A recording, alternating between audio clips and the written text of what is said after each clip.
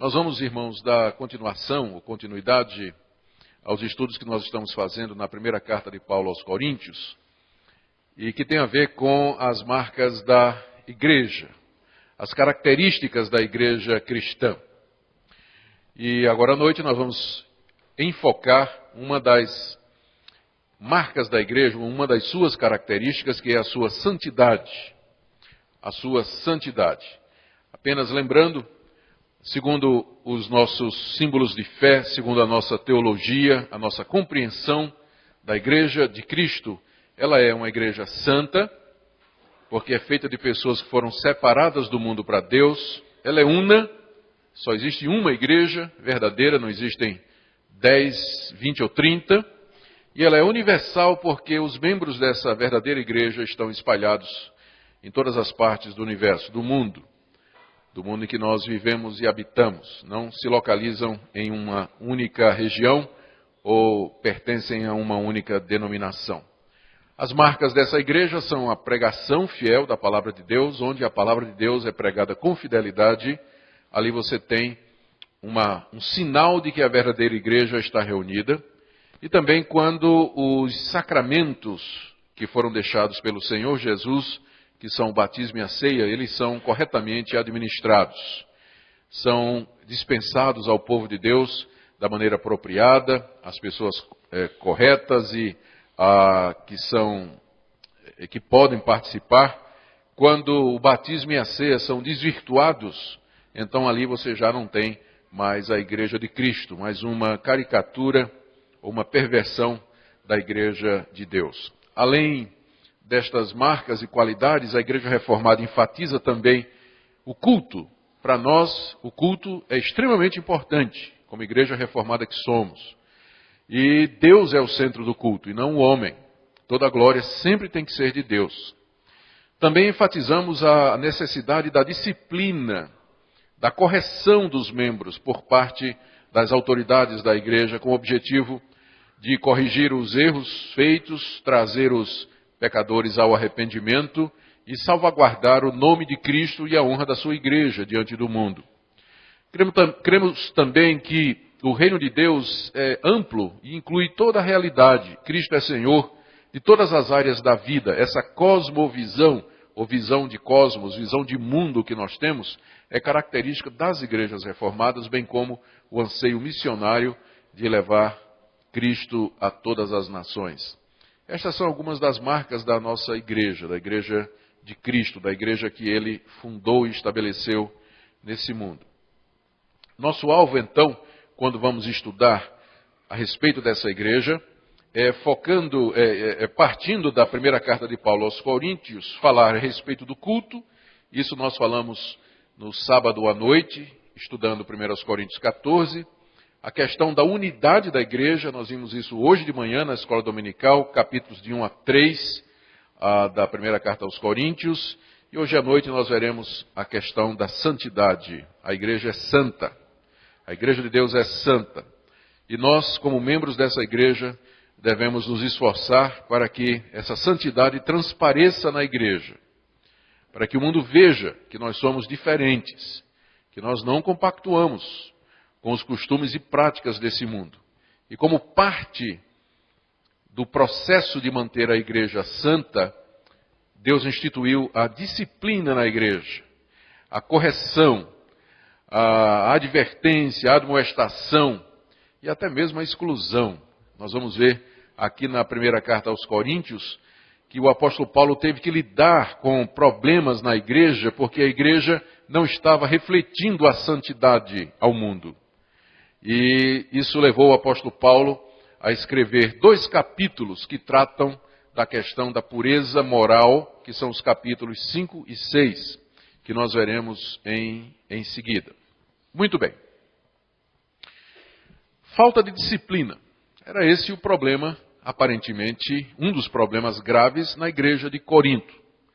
A disciplina deve ser exercida pela liderança da igreja, buscando recuperar o membro da igreja que caiu em pecado.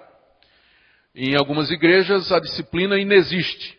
Os membros caem em todo tipo de erro e vivem de toda maneira, e a liderança não se preocupa com isso. Não procura os caídos, os desviados, os transviados e os que estão afastados, com o objetivo de corrigi-los, de levantá-los e de incorporá-los definitivamente à igreja. A igreja de Corinto, aparentemente, ela estava passando por uma dificuldade dessa natureza. Aqui você tem uma foto das ruínas da cidade de Corinto. Não sei se dá para ver bem. Ainda hoje a cidade de Corinto existe, mas essa é a antiga Corinto. A arqueologia preservou aí, ou descobriu, restos do que parece ser um templo que vocês veem lá ao fundo, né? Do lado direito, as ruínas de um antigo templo pagão que havia em Corinto. Nesses 2 capítulos, conforme eu disse, 5 e 6, Paulo aborda 3 problemas que estavam acontecendo na igreja de Corinto. São 3 problemas distintos. Tinha um caso de incesto, ou seja, tinha um homem que estava vivendo com a mulher do seu pai. Tinha um caso de um irmão que estava processando o outro nas barras do tribunal, processando o irmão, abriu um processo na justiça contra o irmão.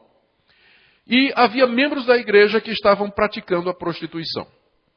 Então, 3 problemas distintos, mas eles tinham a mesma raiz. Ou esses 3 problemas, eles apontam para um problema maior da igreja, que era a falta de disciplina da parte da igreja para com os membros que estavam envolvidos nisso. A ponto de que Paulo, à distância, escrevendo lá de Éfeso, ele foi obrigado a disciplinar a igreja. Porque a sua liderança não estava fazendo isso. A liderança não estava desempenhando o seu papel. Nós temos que lembrar que o ambiente na cidade de Corinto era um ambiente extremamente imoral. Era um ambiente muito erotizado e muito sensual. No mundo antigo, criou-se um verbo chamado corintinizar. A cidade era tão imoral, a cidade de Corinto, que o verbo corintinizar passou a ser empregado para a corrupção dos costumes. Então, chegar para alguém e dizer assim, você é um coríntio, era a mesma coisa de dizer assim, você é um imoral. Não confundir coríntio com corintiano, por gentileza. Então, esse ambiente é corintinizante, quer dizer que era um ambiente de perversão sexual, de imoralidade. Tal era a fama da cidade de Corinto, de ser uma igreja, de ser uma cidade onde predominava a luxúria, a sensualidade e a imoralidade. Talvez a causa são os muitos templos pagãos que havia em Corinto, juntamente com tabernas. A arqueologia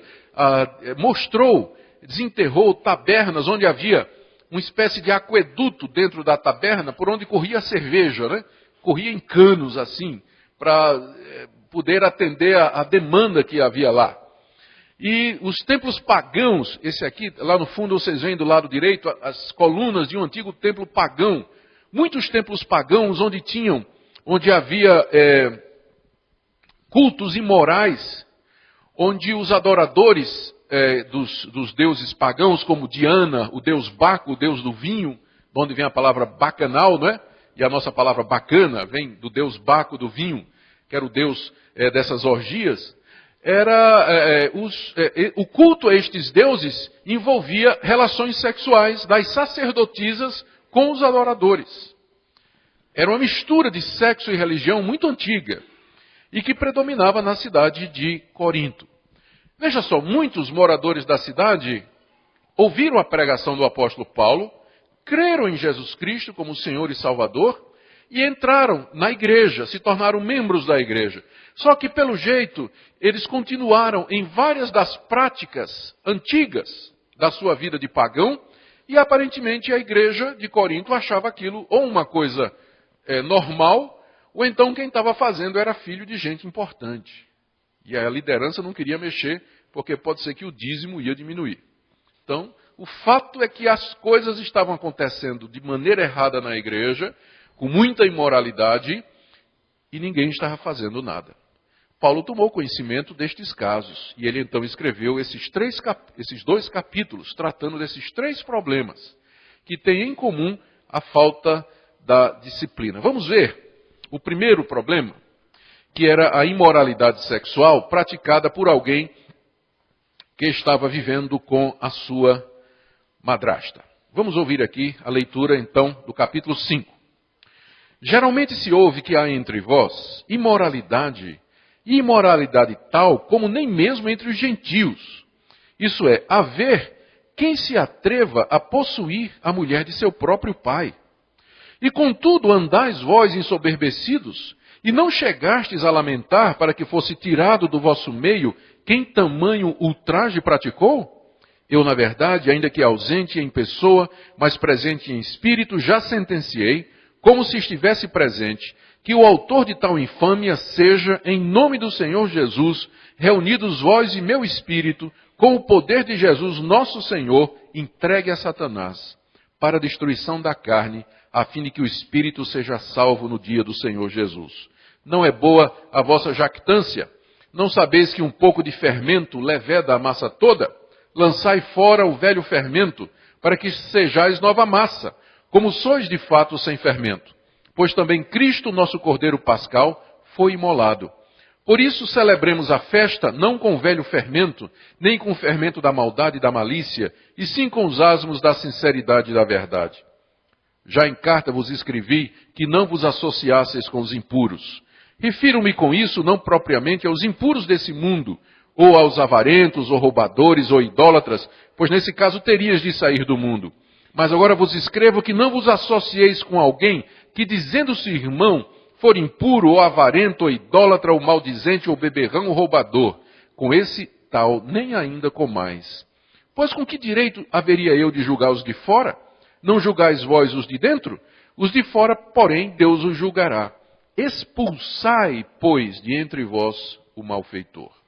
Está aqui o capítulo 5, onde o apóstolo Paulo trata desse problema, desse malfeitor, esse imoral que estava vivendo com a mulher do seu pai, e a igreja não estava fazendo absolutamente nada.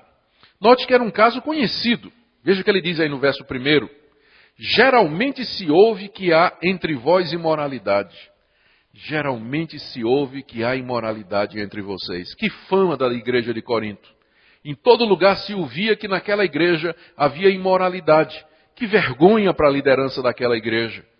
Quando os outros tomaram conhecimento no mundo cristão de que havia imoralidades lá dentro e que a liderança não fazia absolutamente nada. Que vexame! Paulo tomou conhecimento disso. Geralmente se ouve que há imoralidade no meio de vocês. O problema, então, aqui era duplo. Primeiro, havia essa imoralidade, a palavra grega porneia, que é traduzida como imoralidade. Da palavra porneia vem pornográfico, pornografia e outras palavras derivadas que apontam para a imoralidade sexual. Havia porneia na igreja. E que tipo de porneia, que tipo de imoralidade é essa que Paulo se refere? Note que quando ele diz aqui, haver quem se atreva a possuir a mulher de seu pai, ele não está falando de uma relação incestuosa do filho com a mãe. A mulher do pai era provavelmente a madrasta. Tem aqui no livro de Levítico, capítulo 18, versos de 7 a 8, a seguinte lei que dizia: não descobrirás a nudez de teu pai e de tua mãe, ela é tua mãe, não lhe descobrirás a nudez. Não descobrirás a nudez da mulher de teu pai, que é a madrasta, não é? É nudez de teu pai. Então o caso desse homem se encaixava aqui.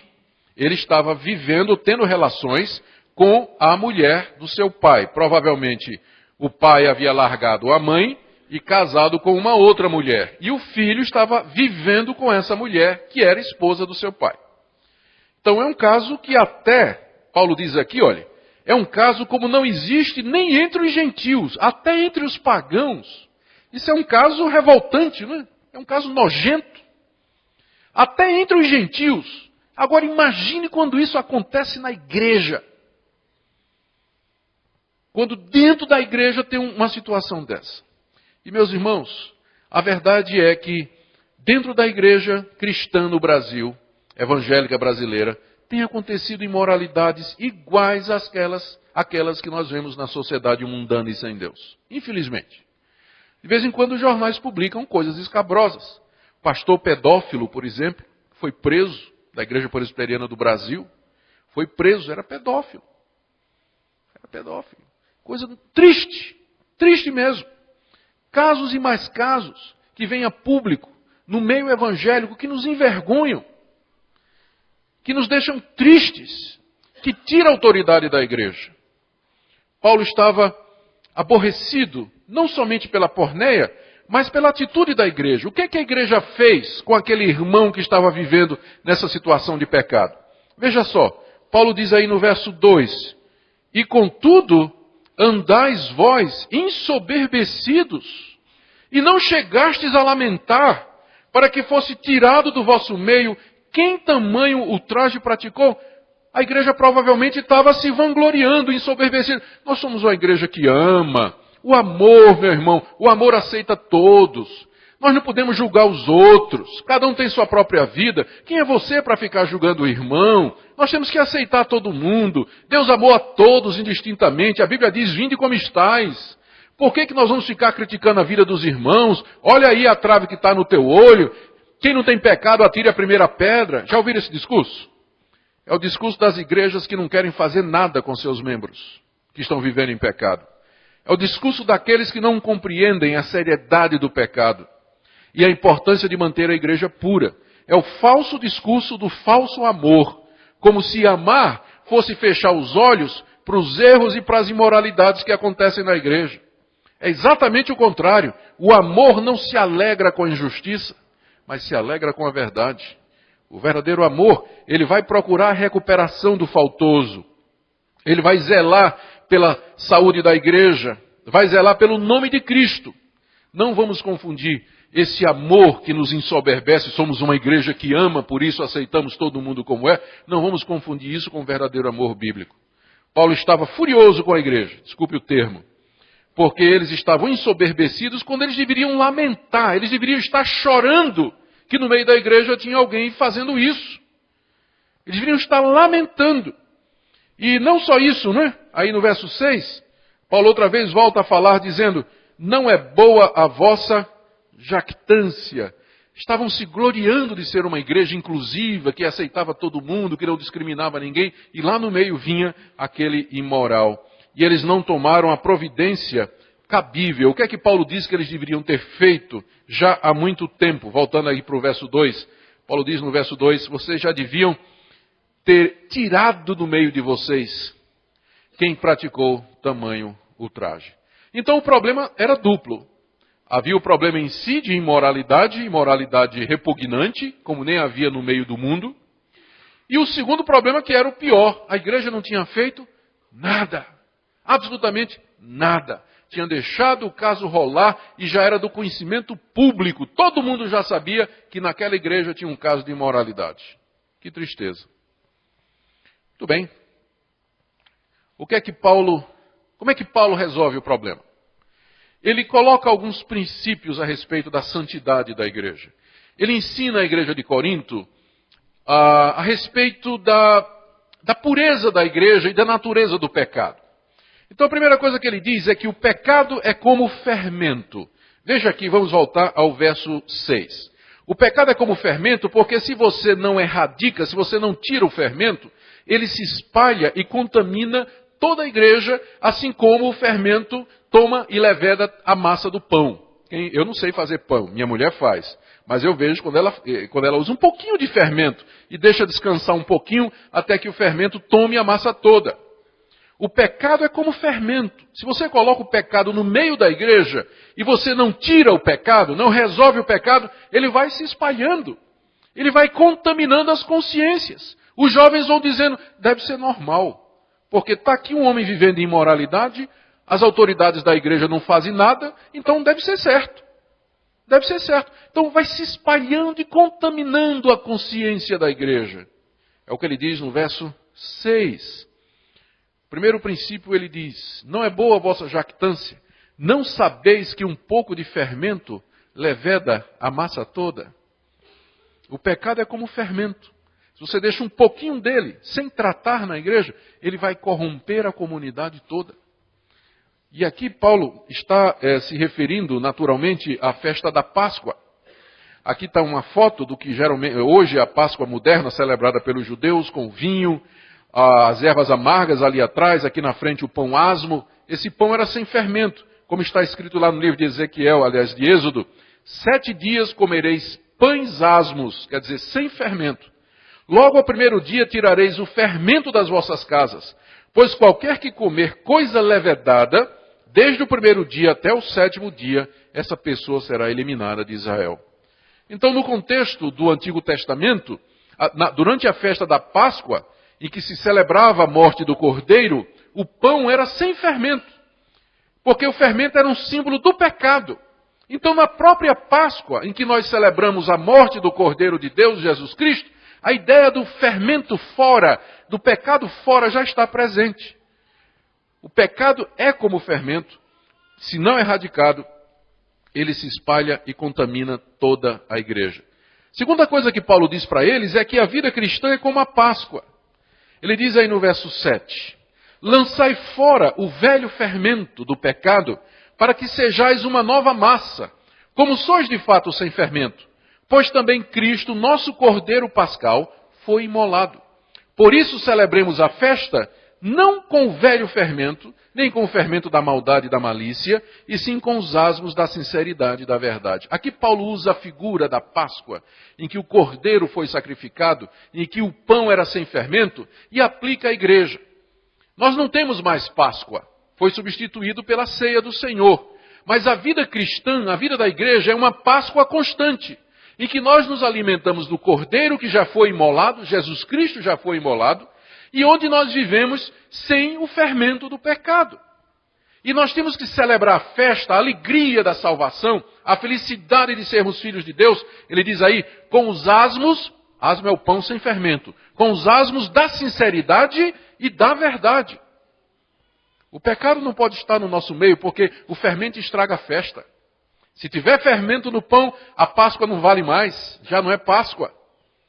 E na hora que o pecado está no nosso meio, o pecado não tratado, o pecado que não foi checado, disciplinado, corrigido, restituído, disciplinado, então já não é mais a Páscoa. É como o pão levedado, no meio da celebração. Estraga a nossa alegria, acaba com a nossa festa. Não tem motivo para felicidade, mas na verdade só motivo de lamento e de choro. Terceira coisa que Paulo ensina é que há momentos na igreja em que tem que haver uma separação. Por mais que nós gostemos dos irmãos, mas tem um momento em que nós temos que exercer a disciplina, porque ela é necessária para manter a pureza da igreja. Veja o que Paulo diz aqui no verso 12 e 13. Com que direito haveria eu de julgar os de fora? Não julgai vós os de dentro, os de fora, porém, Deus os julgará, expulsai de entre vós o malfeitor. Veja o que ele disse antes. Ele diz aqui a partir do verso 9. Ele diz que já tinha escrito uma carta para a igreja de Corinto, onde ele tinha dito isso, vocês não podem se associar com gente impura. Pelo jeito, a igreja de Corinto recebeu aquela carta e disse, Paulo está dizendo que a gente não pode andar com as pessoas do mundo. E aí eles iam viver como monges em mosteiros. Aí Paulo agora escreve essa carta dizendo, não, quando eu disse a vocês, quando eu escrevi aquela carta dizendo que vocês não se juntassem com gente impura, eu não estava falando com gente do mundo, porque então vocês iam ter que sair do mundo. Você vai para o trabalho, o seu colega de trabalho não é crente. Você está na escola, seu professor é do mundo. Você tem amigos que não são do mundo, que não são crentes também. Então você vai ter que sair do mundo. Não é isso que eu estou dizendo, Paulo está dizendo. Eu estou dizendo para vocês não se associarem com gente que se diz crente. E ao mesmo tempo, veja só, verso 11. Eu vos escrevo que não vos associeis com alguém que, dizendo-se irmão, ele é impuro, avarento, idólatra, maldizente, beberrão e roubador. Com esse, você nem coma com ele. Aqui é uma separação santa. Já pensou se nós fôssemos praticar isso na igreja? Se nós chegássemos para o irmão que tem aquela língua desse tamanho, que vive falando mal de todo mundo, porque maldizente está aqui na lista, né? Não está na lista o maldizente? Se a gente chegar para aquela irmãzinha que fica falando mal de todo mundo e dizer, minha irmã, a partir de hoje eu não tenho mais comunhão com você. Eu não sento nem na mesma mesa que você está. Já pensou se a igreja toda der um gelo santo nela? Ela vai aprender? Vai. E para aquele irmão que é desonesto, ou beberrão, ou roubador, Se a igreja tomar essa posição, nós não queremos na nossa comunhão alguém que diga que é irmão, mas é falador, é mentiroso, é desonesto, é imoral. E a igreja toma essa posição firme. Não é que nós somos santarrões ou perfeitos. Todos nós somos pecadores. Mas o caso aqui é de pessoas que se dizem irmãos e continuam na prática desses pecados. Porque uma coisa é nós, que somos crentes, tropeçarmos e cairmos. Nós lamentamos, nós nos arrependemos, pedimos perdão, levantamos, queremos ser restaurados, queremos até ser disciplinados. Outro caso é daqueles que se dizem irmãos, estão na igreja, mas vivem uma vida imoral. Vivem uma vida imoral como esse homem lá da igreja de Corinto. Paulo diz, com esse vocês nem comam. Mas o que é que a gente faz? A gente fecha os olhos, né? A gente fecha os olhos. Faz de conta que não está acontecendo nada. E a pessoa continua na igreja, com sua vida imoral, sua vida irregular, sua conduta e suas palavras erradas. E a igreja não toma providência nenhuma. Paulo está aqui revoltado com a atitude da igreja. Isso não é amor. Isso não é tolerância cristã. Isso é, na verdade, falta de amor a Deus e falta de compreensão da santidade da igreja. Nem coma ainda com essa pessoa. Então, queridos, há um momento em que a igreja tem que tomar uma posição mesmo. Uma posição firme com quem se diz crente, mas vive na prática costumeira do pecado. Isso se chama disciplina. Disciplinar a pessoa. Bom, o que é que eles deviam fazer então? Paulo então diz. Primeiro, vocês têm que expulsar um infrator, diz o apóstolo Paulo. Veja como ele fala disso aí no capítulo 5, de 3 a 5. Ele diz o seguinte, já que a igreja não ia fazer nada, ele era apóstolo, estava ausente, mas presente em espírito. Aí sentencia, já passou a disciplina. Ele sentencia em nome do Senhor Jesus. Está aqui, ó. Não é autoridade só dele, mas em nome de Jesus. Reunidos vós e o meu espírito com o poder de nosso Senhor Jesus Cristo. De onde vem essa autoridade? Com o Senhor reflete a promessa que Cristo fez, que está lá em Mateus 16. Jesus disse à igreja, disse a Pedro primeiro, te darei as chaves do reino dos céus. O que ligares na terra terá sido ligado nos céus, e o que desligares na terra terá sido desligado nos céus. Isso ele disse no capítulo 16. Mais adiante, no capítulo 18, ele diz a mesma coisa para todos os apóstolos, para a igreja. Em verdade vos digo que tudo que ligardes na terra terá sido ligado nos céus, e tudo que desligardes na terra terá sido desligado nos céus. Então Cristo deu à igreja o poder de ligar e de desligar. E o que a gente desliga é desligado no céu. O que a gente liga aqui é ligado no céu. Se a igreja fizer isso corretamente, terá a bênção de Deus. Paulo então está fazendo exatamente isso. Eu, em nome de Jesus, reunidos vós e o meu espírito, com o poder de Jesus, nosso Senhor, seja entregue a Satanás para a destruição da carne. Veja só, entregue a Satanás. Paulo estava longe, estava falando à distância. E juntamente com os irmãos, ele exerce essa disciplina. Esse entregue a Satanás é uma prática apostólica. Você vê Paulo fazendo isso outra vez em 1 Timóteo 1,20. 1 Timóteo 1,20, ele entrega Alexandre o Latueiro, ele entrega um monte de outras pessoas ao diabo. Entrega ao diabo mesmo. O que é que isso equivale, já que nós não somos apóstolos? Isso equivale a excluir a pessoa da igreja. A figura aqui é mais ou menos o seguinte. Enquanto a pessoa está na igreja, é como se ela estivesse dentro do redil de ovelhas. As ovelhas, os rebanhos ficavam protegidos durante a noite lá na Palestina por uma cerca. Protegido contra os animais selvagens, especialmente os lobos que ficavam do lado de fora. Na hora que você tirava uma ovelha e botava para fora, você estava entregando aos lobos. E aquele lobo então ia atacar aquela ovelha, machucar aquela ovelha e quando não matá-la e devorá-la. Entregar um crente a Satanás, um membro da igreja, não estou nem chamando de crente, né? Entregar um membro da igreja a Satanás é tirá-lo da igreja, expulsá-lo da comunidade, dizer, você não pertence mais à nossa igreja. E aí quando ele está fora do ambiente da igreja, Quando ele está fora do círculo dos irmãos, onde Deus está presente, ele está exposto ao mundo. Ele está lá fora onde o diabo está, onde o príncipe desse mundo está aguardando. E Satanás vai fazer o quê? Veja o que Paulo diz. Satanás vai destruir a sua carne. O que é que isso significa? Pode ser doença, pode ser tribulação, ou usando um termo popular, ele vai comer o pão que o diabo amassou. Se ele não quis aprender com Deus, então ele está fora e Deus vai usar, veja bem o que eu vou dizer, e Deus vai usar o diabo para fazer com ele o que ele precisa. O diabo é o diabo de Deus, não é? Só vai até onde Deus manda. E agora ele vai ser entregue a Satanás para a destruição da carne. Com que objetivo?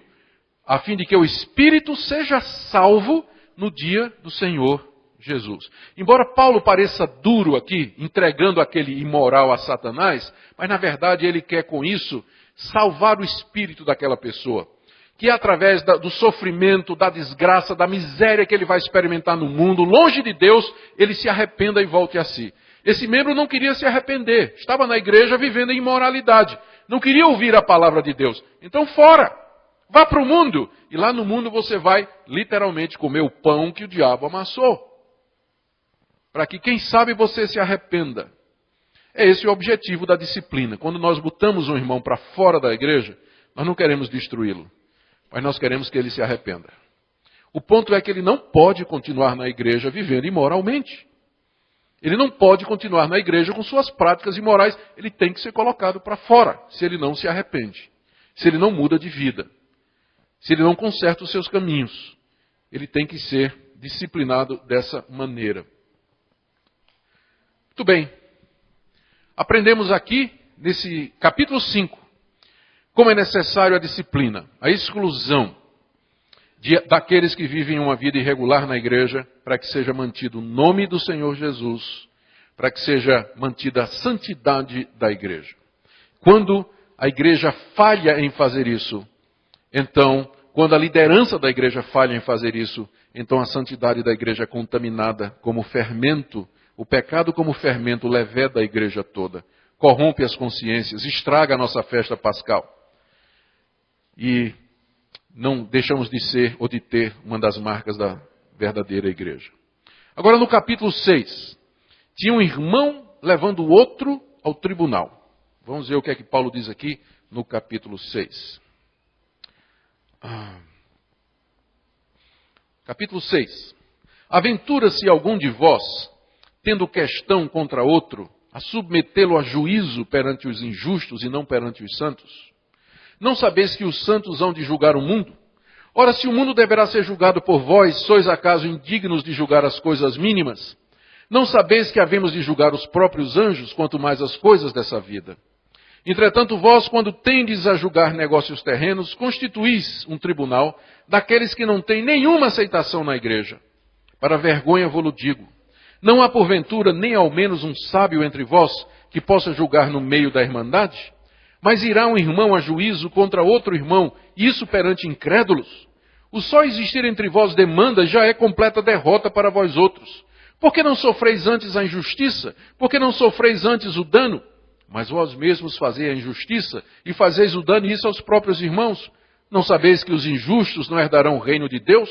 Não vos enganeis, nem impuros, nem idólatras, nem adúlteros, nem efeminados, nem sodomitas, nem ladrões, nem avarentos, nem bêbados, nem maldizentes, nem roubadores herdarão o reino de Deus. Tais fostes alguns de vós, mas vós vos lavastes, mas fostes santificados, mas fostes justificados em nome do Senhor Jesus Cristo e no Espírito do nosso Deus.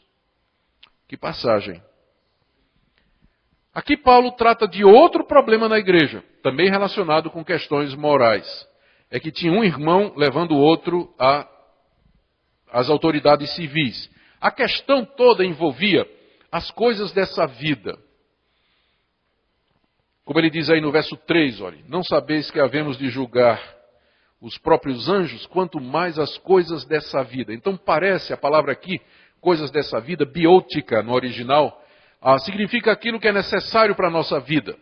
Então pode ter sido, com certeza era uma questão financeira, podia ser um problema de herança, Isso acontece muito até dentro da igreja. Eu acompanhei há pouco tempo um caso em que um advogado riquíssimo, crente, morreu e deixou uma herança muito grande para a família de 6 filhos. E a família hoje está rachada no meio, discutindo quem leva o quê. Brigaram por causa de dinheiro. Por causa de dinheiro. E só não levaram um ao outro na justiça porque a semelhança do pai, a maior parte deles também é de advogados, não é? Então ia ser complicado isso aí. Podia ter sido um problema com a venda de uma propriedade ou uma sociedade. De repente 2 irmãos tinham uma sociedade, um negócio. O negócio não foi bem e eles queriam resolver aí de quem ficava com quem e brigaram. E não conseguiram chegar num acordo, foram para a justiça. 2 irmãos brigando por coisas dessa vida, um negócio, propriedade, dinheiro, e resolveram se acertar nos tribunais da cidade de Corinto, diante dos incrédulos. Paulo está revoltado com isso. Ele está aborrecido com isso. Veja o que ele diz aqui, olha, no início do trecho que nós estamos lendo, ele diz assim, ó, aventura-se algum de vós a fazer isso? Quer dizer, vocês têm coragem? Como é que esse cara tem coragem de fazer isso? Como é que essa pessoa teve ousadia para processar o irmão num tribunal secular? Paulo está indignado com essa situação. Eram coisas, negócios terrenos, né? Ele diz no verso 4. Ele fala também que estava havendo demandas, injustiças e danos entre esses irmãos. Ele diz isso nos versos 7 e 8. E o que era pior era que a igreja era incapaz de resolver o problema. Ele pergunta no verso 5, não tem ninguém no meio de vocês, não tem um sábio que possa resolver esse problema? Note que essa igreja era uma igreja que achava que era uma igreja espiritual. Era uma igreja que se vangloriava dos seus dons. Mas cadê o dom da sabedoria? Às vezes as pessoas estão atrás dos dons espetaculares, mas onde está o dom da sabedoria, o dom da palavra, que resolve esse problema entre os irmãos? Tem que resolver na justiça? Paulo pergunta. Não tem um irmão sábio no meio de vocês? Aí Paulo diz, isso aí já é completa derrota. Veja no verso 7, né? Só haver entre vós demandas é completa derrota. Era uma igreja derrotada. Era uma igreja derrotada. Porque não conseguia resolver os seus próprios problemas. Tinha que depender dos tribunais para isso. Paulo expressa admiração e indignação de que isso esteja acontecendo. Então, meus irmãos, aqui algumas pessoas podem dizer, ora, hoje em dia nós temos muitos problemas e a situação brasileira é muito complexa, a legislação é muito abrangente e dificultosa e às vezes nós temos que ir para um tribunal. Bom, eu não tenho problema em recorrer a advogados e pedir pareceres e até ir para um tribunal para consulta ou para resolver um problema, mas não era esse o caso aqui. O caso é que tinha 2 irmãos brigando por questões dessa vida, por dinheiro. Às vezes nós temos que ir mesmo recorrer aos advogados e juízes para nos dar uma opinião ou resolver um caso. Mas aqui a briga era uma briga pessoal dos irmãos que a igreja poderia ter aconselhado, a igreja poderia ter resolvido, orientado e não fez. Ou não sabia como. E aí a coisa foi parar nas barras do tribunal. Paulo está aqui indignado. O que é que ele ensina? Ele diz o seguinte, meus irmãos, os santos, é o nome que ele dá para nós aqui, não é? Santos. Os santos são competentes para julgar questões entre si. Primeiro, os santos vão julgar o mundo e os anjos. Vocês não sabiam, diz Paulo lá nos versos 2 e 3, vocês não sabiam que um dia nós vamos julgar os anjos e o mundo? Não sabeis que os santos vão julgar o mundo? Se um dia, naquele dia do juízo, quando Cristo vier se assentar no seu tribunal e nós nos assentarmos com ele para julgarmos o mundo, se nós vamos julgar o mundo, nós não somos capazes de julgar entre nós essas questões terrenas, de disputa de um negócio, de uma propriedade, de uma herança? Como é que nós vamos julgar o mundo, se a gente não consegue nem julgar entre nós essas questões? Pior, não sabeis que havemos de julgar os próprios anjos no dia do juízo? Sabe quem nós vamos julgar? Os anjos caídos. O próprio Satanás no meio deles.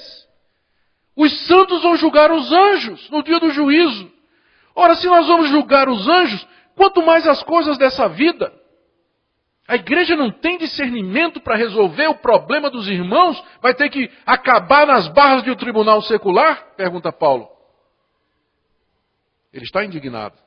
Segunda coisa que ele coloca, quem é o tribunal secular? Ele não está fazendo pouco das autoridades. Porque lá em Romanos capítulo 13, Paulo diz que as autoridades são constituídas por Deus. E o ministro foi constituído para o nosso bem. Então ele não está falando mal das autoridades, mas o que ele está dizendo é o seguinte: os tribunais seculares são compostos de injustos. Injustos aqui é no sentido das pessoas que são desprovidas da justiça de Deus. Elas não conhecem a justiça de Deus. Na maior parte é assim. Também são pessoas que não têm aceitação na igreja, diz Paulo no verso 4. Ele chama esse pessoal de incrédulos no verso 6. E diz que tais pessoas não herdarão o reino de Deus. Veja só. Verso 4. Quando vós tendes a julgar negócios terrenos, constituís um tribunal daqueles que não têm nenhuma aceitação na igreja.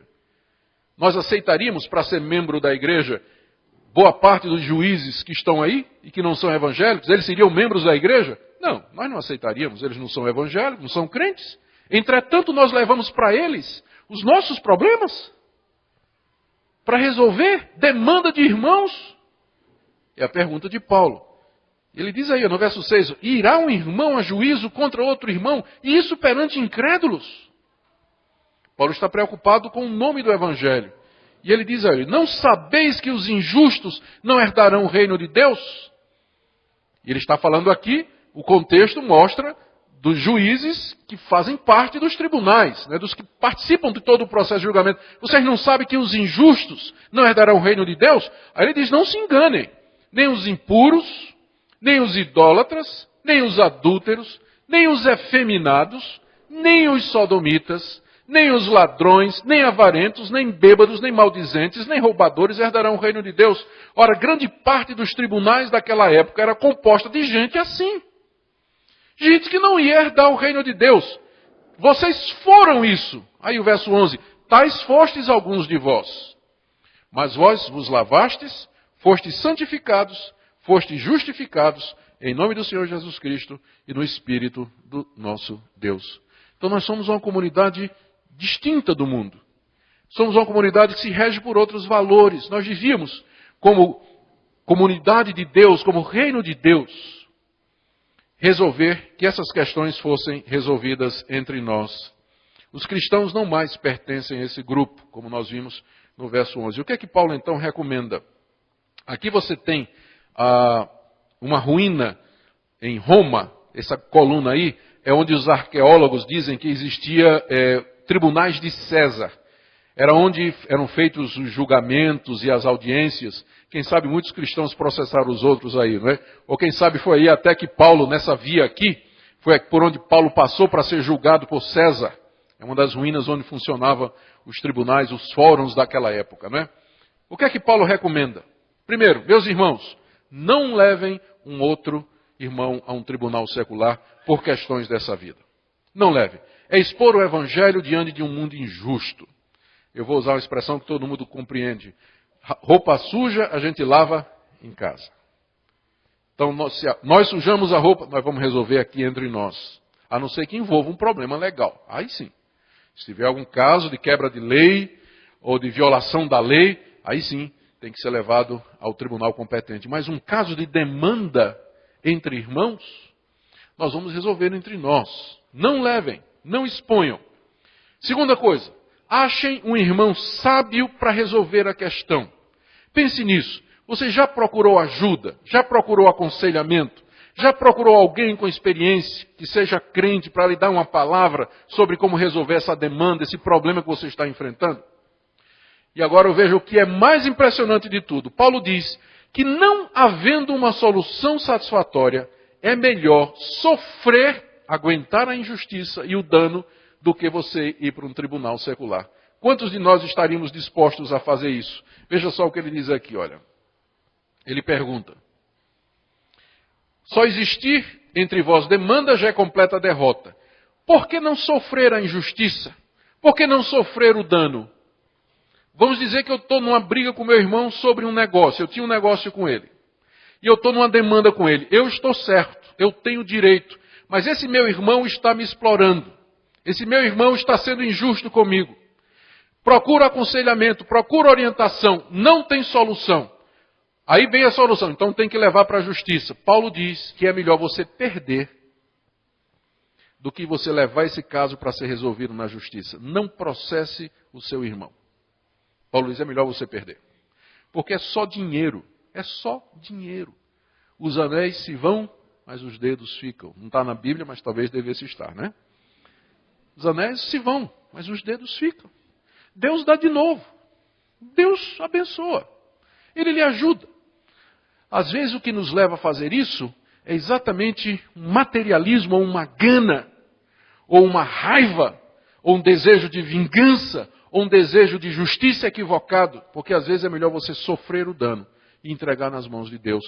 Que Deus seja o seu juiz. Deixa que Deus julga. Entrega nas mãos de Deus, Deus vai resolver. Perde. É melhor do que levar para o tribunal. Veja só, meus irmãos, que igrejinha difícil, né? Você vê que faltava aqui, de fato, a sabedoria, a disciplina, a orientação para resolver o problema dos membros. Primeiro tinha aquele membro vivendo em imoralidade, que a igreja não fez nada. Depois tinha um processando o outro.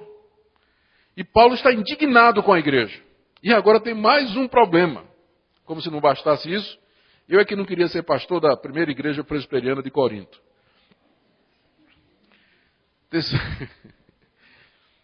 Terceiro problema era problema relacionado com prostituição. Membros da igreja vivendo uma vida imoral. Às vezes a gente dá uma lida nesses textos e a gente pensa que isso fazia parte, gente da igreja vivendo imoralidade, a gente pensa que isso era uma coisa que fazia parte do mundo daquela época, especialmente em uma cidade como Corinto. Mas não é não. Isso acontece nas nossas igrejas. Pesquisa da revista Eclésia de 2002, portanto, está com uma defasagem aí de 5 anos, eu não sei quais seriam os números hoje.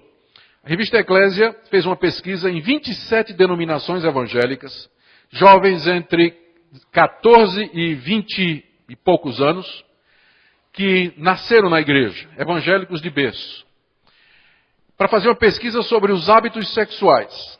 Média de idade em que as meninas perderam a virgindade, 16 anos. Média de idade em que os rapazes perderam a virgindade, 14 anos.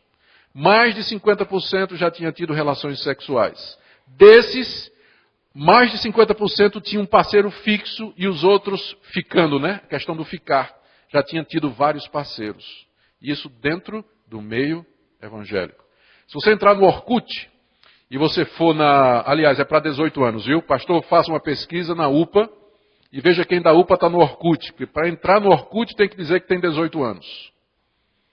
Então, quem está da UPA e está no Orkut, mentiu na hora de entrar no Orkut. Tudo bem.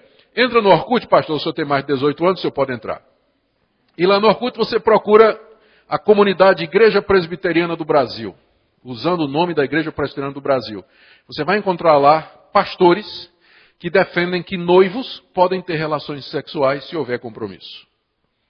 E que o sexo antes do casamento é aceitável, que ficar é bom. E um monte de outras coisas numa comunidade chamada Igreja Presbiteriana do Brasil, que está na internet. Então estas coisas, a gente pensa que está longe de nós, não está não. Está acontecendo conosco. Está na nossa porta.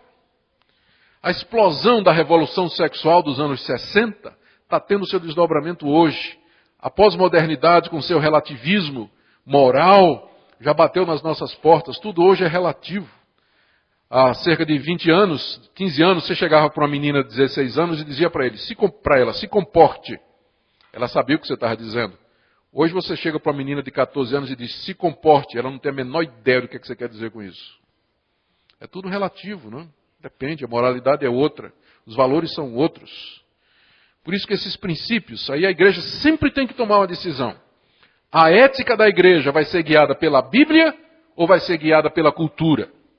Porque a nossa cultura muda, não é? Muda muito.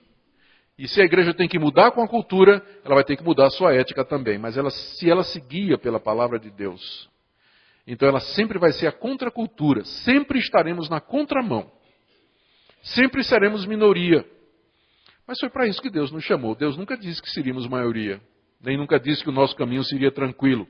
Ele prometeu uma chegada certa, mas nunca disse que a viagem era tranquila. Nós vamos chegar lá, mas existe uma viagem complicada pelo caminho. Fomos chamados para ser sal e luz desse mundo tenebroso, perdido. E é nesse contexto, então, que nós vamos examinar o que é que estava acontecendo aqui. Paulo faz no texto de em 1 Coríntios 6, no final, capítulo 6, diversas referências a meretrizes e prostitutas, o que sugere que alguns membros da igreja estavam incorrendo em relações com essas mulheres. O ambiente de Corinto era impregnado de prostituição cultual aos deuses da fertilidade e poderia continuar a ser uma tentação para muitos novos convertidos. Aqui do lado direito você tem a estátua de uma deusa da fertilidade encontrada na região da atual Turquia, região onde era Corinto. A deusa aí é uma estátua, ninguém sabe o nome dessa deusa, mas você der uma examinada, ela tem vários seios ao redor, e era uma deusa que era adorada como símbolo da fertilidade. E o culto dessa deusa envolvia a prostituição, as relações sexuais feitas nos templos pagãos, onde tinha câmaras, quartos que eram designados especialmente para isso. As sacerdotisas eram também prostitutas. E é interessante que no Antigo Testamento você encontra referência aos prostitutos, que não só tinha as mulheres, mas tinham também sacerdotes homossexuais que praticavam esse tipo de prostituição nos templos. A cidade de Corinto estava cheia de templos assim. E pelo jeito parece que alguns membros da igreja continuavam na prática antiga da prostituição. O que é que Paulo ensina para eles? Paulo responde a isso com uma teologia do corpo. Se você quer encontrar em algum lugar da Bíblia uma teologia do corpo, você vai encontrar aqui em 1 Coríntios 6. Paulo explica para os crentes o que é o corpo da gente. O nosso corpo. Às vezes o nosso corpo é tão desprezado, a gente pensa, não é, que a alma é mais importante. Mas do jeito que Paulo fala aqui, ele fala de uma forma que deixa claro a importância do corpo. Ele começa dizendo no verso 12: todas as coisas me são lícitas, mas nem todas convêm. Todas as coisas são lícitas, mas eu não me deixarei dominar por nenhuma delas. Os alimentos são para o estômago e o estômago para os alimentos, mas Deus destruirá tanto estes como aquele. Porém, o corpo não é para a impureza, mas para o Senhor, e o Senhor para o corpo. Deus ressuscitou o Senhor, e também nos ressuscitará a nós pelo seu poder. Não sabeis que os vossos corpos são membros de Cristo? E eu, porventura, tomaria os membros de Cristo e os faria membros de meretriz? Absolutamente não. Ou não sabeis que o homem que se une à prostituta forma um só corpo com ela? Porque, como se diz, serão os dois uma só carne. Mas aquele que se une ao Senhor é um espírito com ele. Fugi da impureza. Qualquer outro pecado que uma pessoa cometer é fora do corpo. Mas aquele que pratica a imoralidade peca contra o próprio corpo. Acaso não sabeis que o vosso corpo é santuário do Espírito Santo, o qual está em vós, o qual tendes da parte de Deus, e que não sois de vós mesmos? Porque fostes comprado por preço. Agora, pois, glorificai a Deus no vosso corpo. Aqui você tem uma teologia do corpo, que Paulo usa como resposta para a prática da prostituição e da imoralidade que havia na igreja de Corinto. Primeira coisa que ele faz aqui, ele responde a um ditado dos imorais. Aqui no verso 12, devia estar entre aspas a frase: todas as coisas me são lícitas. Porque não é Paulo quem está dizendo isso. Paulo está citando um ditado, um jargão desses imorais. Esses imorais diziam: todas as coisas me são lícitas, eu sou crente. Eu vou para o céu, sou predestinado, sou calvinista, sou eleito. Não importa o que eu faça nesse mundo, eu vou para o céu. Crente não perde a salvação. Por isso, eu posso tudo. Mas, tá bom, Paulo diz, todas as coisas são lícitas, mas nem todas convêm. O crente pode tudo, mas tem coisas que não convêm ao crente. O crente é livre, mas ele está preso pela lei do amor. Está preso pela santidade a Deus. Nem tudo convém. Aí Paulo repete: todas as coisas me são lícitas, gritam os libertinos. Paulo responde: mas eu não vou me deixar dominar por nenhuma delas. Todas as coisas me são lícitas, é verdade, mas na hora que eu me torno escravo destas coisas, então eu já usei a minha liberdade de maneira errada. A liberdade que Cristo me deu. Eu agora sou escravo destas coisas. Todas as coisas me são lícitas. Era o jargão, era o moto dos libertinos da igreja de Corinto. Paulo dizia, tudo é lícito, mas nem tudo convém e você não deve se deixar dominar por coisa nenhuma. Então, ele contrabalança esse jargão. Em seguida, ele coloca o primeiro ponto. O corpo é para o Senhor Jesus. E ele usa uma ilustração. Da mesma maneira que os alimentos são para o estômago e o estômago para os alimentos, o corpo não é para a impureza, mas o corpo é para o Senhor e o Senhor para o corpo. Você já pensou nisso? Que o seu corpo que Deus lhe deu, ele tinha como objetivo ser do Senhor Jesus. Você sabe que o Senhor Jesus habita pelo Espírito no seu corpo. Seu corpo é para o Senhor. Ele não é para a impureza. O propósito pelo qual Deus nos deu corpo e não nos fez como os anjos, era que nós fôssemos habitação sua. A teologia do corpo nos ensina isso. Às vezes a gente pergunta, por que Deus nos deu o corpo? A resposta é, porque Ele queria que nós fôssemos a sua habitação. O corpo foi feito para o Senhor. E o Senhor Jesus veio para que habitasse em nossos corpos, pelo seu Espírito. Então aprenda que o seu corpo tem essa finalidade gloriosa. E ele não foi feito para a impureza. O corpo é para o Senhor Jesus. Outra coisa, verso 14. O corpo será um dia ressuscitado. Deus ressuscitou o Senhor e também nos ressuscitará nós pelo seu poder. Esse corpo que nós temos hoje e que Deus nos deu para ser habitação do Senhor no Espírito, ele está em decadência. Ele vai ficar doente, ele vai doer, vai sofrer e finalmente ele vai para a sepultura. Mas um dia Deus vai tirar o corpo da sepultura e Deus vai fazê-lo ressurgir de uma forma gloriosa, o corpo da ressurreição. Deus dá tanto valor ao nosso corpo que não vai deixá-los lá na sepultura. Mas Deus vai ressuscitá-los, vai transformá-los. Porque o corpo, essa dimensão física para a qual Deus nos criou, tinha como objetivo pertencer a Ele. Não foi feito para pertencer à imoralidade, à impureza sexual.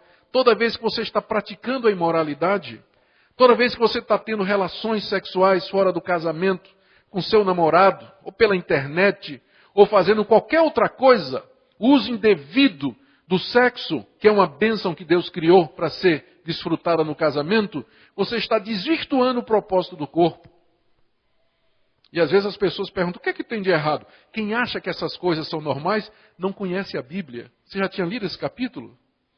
Não conhece a teologia bíblica a respeito do corpo. Por que é que Deus nos deu o corpo? A resposta é para que nós fôssemos um templo santo para Ele. E não para que fosse instrumento e veículo de imoralidade ou de impureza. O corpo um dia será ressuscitado. Os nossos corpos são membros de Cristo, versos 15 e 17. Ele diz, não sabeis que os vossos corpos são membros de Cristo? E aí vem a implicação. Se Cristo está em mim, e se meu corpo, os membros do meu corpo são membros de Cristo, toda vez que eu me deito com a meretriz, o que é que eu estou fazendo? Eu estou levando Cristo a se juntar a uma prostituta. Não é que nós devamos desprezar as prostitutas, porque todos pecaram e carecem da glória de Deus. Mas é desprezar o que está sendo feito por elas. É desprezar a prostituição em si, desprezar enquanto prática imoral. Porque há perdão e salvação para todos que se arrependem e vêm a Jesus, arrependidos dos seus pecados. Mas aqui Paulo diz, eu vou tomar Cristo e juntá-lo a uma meretriz? Levar Cristo para um local de prostituição? Me deitar com uma mulher que tem como prostituição pertencer a quantos homens lhe paguem alguma coisa? A própria ideia revolta o apóstolo Paulo. Ele diz no final do verso 15, absolutamente não. Absolutamente não. Verso 16, não sabeis que o homem que se une à prostituta forma um só corpo com ela? Quando nós praticamos a imoralidade, nós estamos trazendo Cristo para essa relação, porque nós somos de Cristo Jesus. E aí então, aí que reside toda a maldade e a pecaminosidade da imoralidade que os crentes praticam. Porque eles são de Cristo, e Cristo habita neles. Por isso que o pecado dos crentes é muito mais grave do que aqueles que não conhecem a Jesus Cristo. O corpo é santuário do Espírito, verso 19. Ele diz aqui, olha, o vosso corpo é santuário do Espírito. Hoje pela manhã nós vimos que a igreja é santuário do Espírito. E aqui nesse verso Paulo diz que o nosso corpo é santuário do Espírito, que está em nós, o qual tendes da parte de Deus. Não somos de nós mesmos. A palavra santuário aqui, naos no grego, se refere não ao templo, mas àquele santuário à parte, o Santo dos Santos, no templo de Jerusalém, onde Deus se manifestava, onde estava a arca e onde o sacerdote entrava uma vez por ano, naos. Era ali que o sacerdote entrava, no local da manifestação de Deus. Paulo aqui nos chama não de templo, mas chama de santuário. É aquele local santo da revelação de Deus, onde Deus aparecia ao povo. É isso que Deus hoje não habita nesse templo aqui. Nós todos sabemos disso. Que Deus não mora nessas quatro paredes. Onde é que Deus mora? Deus mora no seu corpo, meu irmão. Minha irmã, Ele mora em você, você é o santuário. Nós não construímos mais santuários para Deus morar. Nós somos o santuário de Deus. Toda vez que você está praticando a imoralidade, você está violando esse santuário. Você está blasfemando contra esse santuário. Você está desvirtuando o propósito pelo qual Deus lhe fez e lhe deu corpo. É por isso que esse pecado é grave diante de Deus. É por isso que Deus diz que os imorais não herdarão o reino de Deus. A não ser que se arrependam. Os adúlteros não herdarão o reino de Deus. Os efeminados não herdarão o reino de Deus. Os sodomitas não herdarão o reino de Deus. É o que diz a palavra de Deus. Quem peca, aqui ó, aquele que pratica a imoralidade, peca contra o próprio corpo. E a última palavra de Paulo aqui, nós somos comprados por preço. Você sabia disso? Não sabeis que vosso corpo é de Deus e que não sois de vós mesmos? Porque fostes comprados por preço. Qual foi o preço aqui? O sangue de Cristo. Nós somos comprados com o sangue de Cristo. Nós pertencemos a Deus. Eu vi uma vez uma história, vocês já devem ter ouvido também, de um menininho pobre, muito pobre, que morava na Holanda. A Holanda é cercada de muitos canais de água. A Holanda é a terra da minha esposa, está abaixo do nível do mar. Então os holandeses, para sobreviver, tiveram que cortar as suas cidades com canais para o escoamento das águas. E um menininho holandês muito pobre, ele queria um barquinho para brincar nos canais. Ele passava pela loja e olhava aquele barquinho lindo que ele queria, mas era muito caro, ele não tinha dinheiro. Aí esse menino começou a cortar grama, lavar prato para o vizinho, fazer entregas, que na Holanda isso dá dinheiro, aqui no Brasil não dá. Mas um menino pode fazer uma fortuna fazendo esses trabalhos domésticos, porque não tem, por exemplo, empregada doméstica na Holanda. Então um menino que faz serviços assim, ele pode ganhar uma nota. E ele saía da escola, ia cortar lenha, ia cortar grama, tirar o lixo, lavar prato, varrer quintal. Eu sei que trabalhou assim vários meses até que finalmente ele ganhou o suficiente para comprar o barquinho. Ele chegou na loja e apresentou o dinheiro, tirou o barquinho, apertou o barquinho no coração, feliz da vida, e lá vai brincar com o barquinho no canal. E desfralda as velas do barquinho. E na Holanda também dá ventania, não é só no Gama não, que bate um vento de vez em quando. E bateu um vento e lá vai o barquinho, canal afora, e o menino correndo atrás desesperado, e o barquinho vai. Ele perde o barquinho, ficou desolado. Chorou muito. No dia seguinte, indo para a escola, que ele passa em frente a uma loja, lá estava o barquinho dele para venda. E ele entra na loja desesperado, né? Esse barquinho é meu, eu perdi. O dono falou, não senhor, esse barquinho eu comprei de um moleque ontem, paguei, é meu, está aqui, se você quiser você vai ter que comprar. Mas é meu barquinho. E finalmente ele volta a trabalhar de novo. A mesma dureza, pega o dinheiro, leva para o dono da loja, depois de trabalhar duro, aperta o barquinho e diz, você é meu 2 vezes. Eu te comprei por preço. É isso que Deus fez conosco, através do sangue do seu Filho. Primeiro, Ele nos fez para Ele.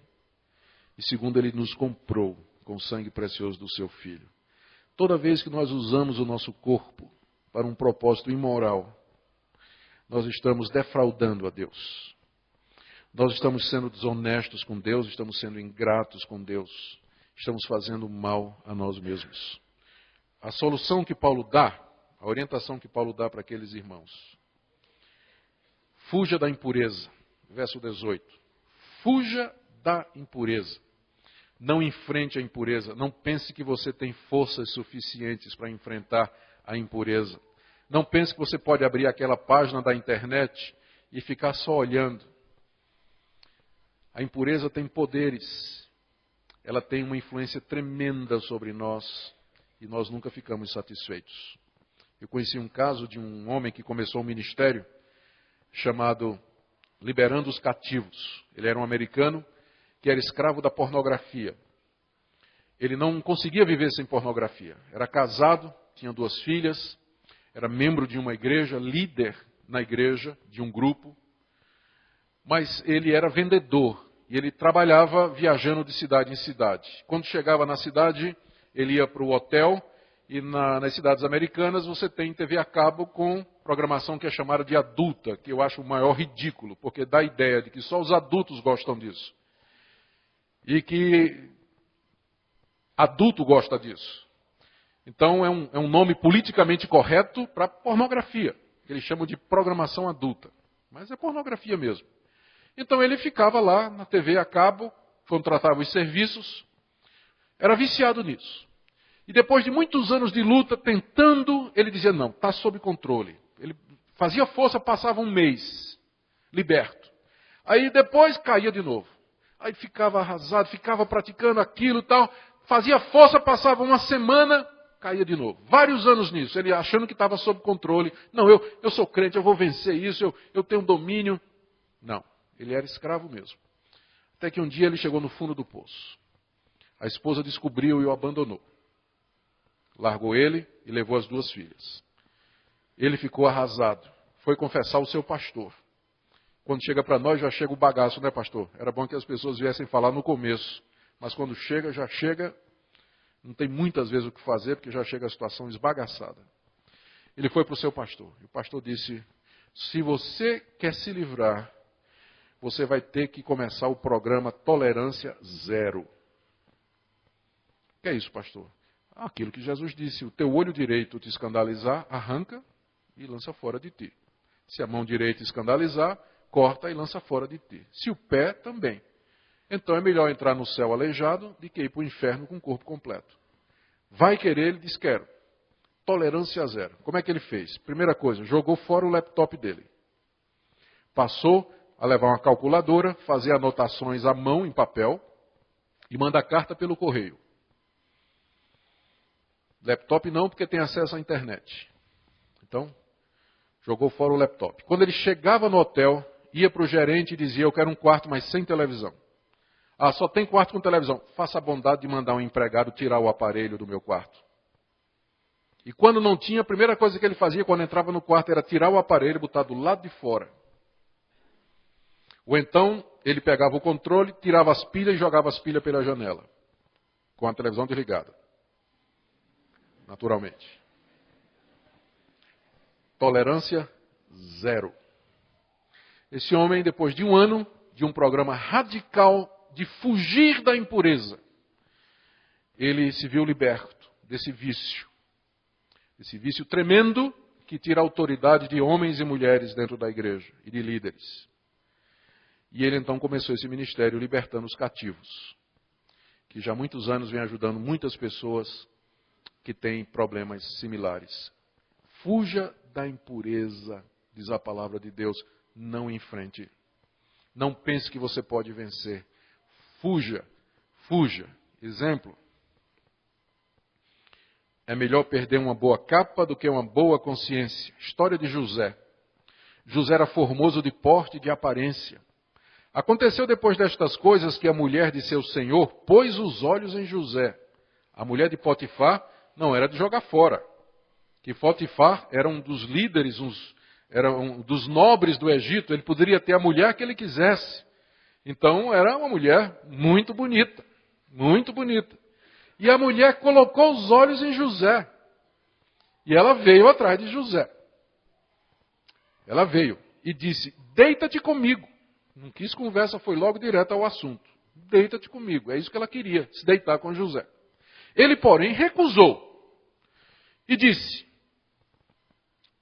tem-me por mordomo meu senhor, e não sabe o que há em casa, pois tudo o que tem me passou ele às minhas mãos. Ele não é maior do que eu nessa casa, e nenhuma coisa me vedou, senão a ti, porque és sua mulher. Como, pois, cometeria eu tamanha maldade e pecaria contra Deus? José sabia muito bem o que é que representaria deitar com aquela mulher. Falando ela a José todos os dias, e não lhe dando ele ouvidos, para se deitar com ela e estar com ela, sucedeu que certo dia veio ele à casa para atender os negócios. E ninguém dos de casa se achava presente. Então ela o pegou pelas vestes e lhe disse, deita-te comigo. Eu até sublinhei aí, ó. Ele, porém, deixando as vestes nas mãos dela, saiu fugindo para fora. É melhor perder uma boa capa do que a boa consciência. Fuja da impureza. Tem um colega de trabalho que é uma tentação, fuja.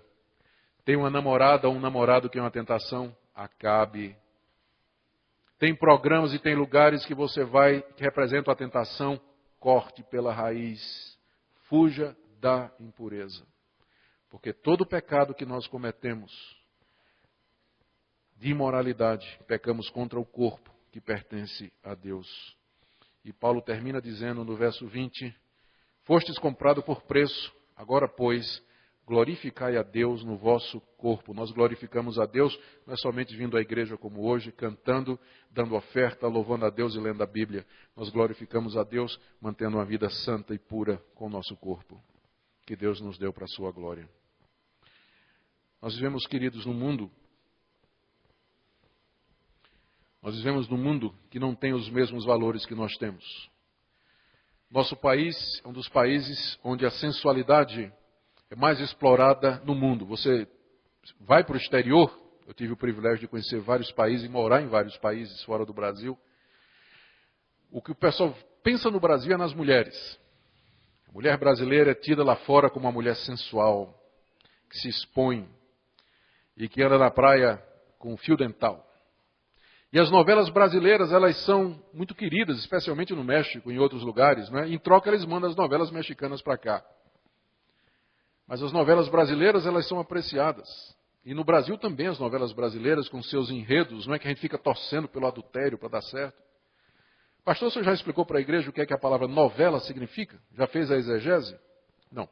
Então preste atenção na palavra novela. Vou fazer a interpretação. Nó, porque prende o crente em casa e não deixa ele vir para os trabalhos da igreja. E vela, porque vai consumindo a vida espiritual dele como uma vela. Vai se acabando assim. Novela. Vivemos num mundo assim. E isso entra na vida da igreja. Isso entra na vida da igreja. Para manter a santidade e o testemunho da igreja, devemos 3 coisas que nós aprendemos com os 3 casos que nós examinamos aqui. Com o caso do imoral que vivia com a sua madrasta, nós aprendemos que a igreja, ela tem que exercer a disciplina para com aqueles que caíram e não se arrependeram. Devemos nos separar de todo aquele que se diz irmão, mas que vive na prática da imoralidade ou qualquer outra prática pecaminosa que a Bíblia diz. A disciplina é necessária. Segunda coisa que nós aprendemos no caso de um irmão que levava outro à justiça. Nós temos que escolher homens sábios, que sejam líderes e pastores do rebanho, para que não se tenha que recorrer a tribunais. Precisamos escolher presbíteros, diáconos e pastores, que tenham amor a Deus, que tenham sabedoria prática, que conheçam a Escritura e que ajudem os crentes a resolver esses problemas. Para que nós não exponhamos as entranhas da igreja a um mundo ímpio, injusto, e que está só esperando a oportunidade para falar mal da gente. E a coisa que nós aprendemos na prática que a igreja, alguns membros da igreja tinham de prostituição, é que para manter a santidade da igreja e a nossa, nós temos que fugir de toda e qualquer impureza, lembrando que nosso corpo é templo do Espírito Santo de Deus e pertence a Jesus, nosso Senhor e Salvador. Eu não sei como está você hoje à noite. Talvez você esteja encaixado num desses casos aqui. Talvez você esteja vivendo uma vida dupla. Mas eu quero que você saiba que hoje à noite você ouviu a palavra de Deus. Que Deus hoje à noite falou. E que você foi exposto diante de Deus. E o que você vai fazer a partir de agora, a escolha é sua. Você vai ter que tomar uma decisão. O que é que você vai fazer com essa mensagem?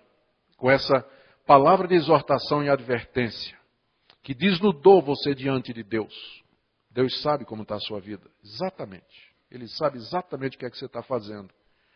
E eu quero lhe encorajar nessa noite a buscar a misericórdia de Deus. O problema não são os nossos pecados. O problema são os nossos pecados não tratados. Os pecados ocultos. Os pecados que nós endurecemos o coração. Porque há perdão para o pecador arrependido. Aquele que treme da palavra de Deus e se chega a Deus arrependido, esse vai encontrar perdão, graça e misericórdia.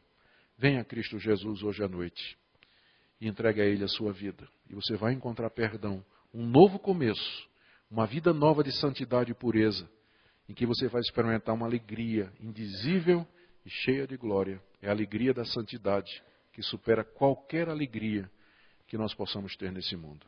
Que Deus nos abençoe. Amém.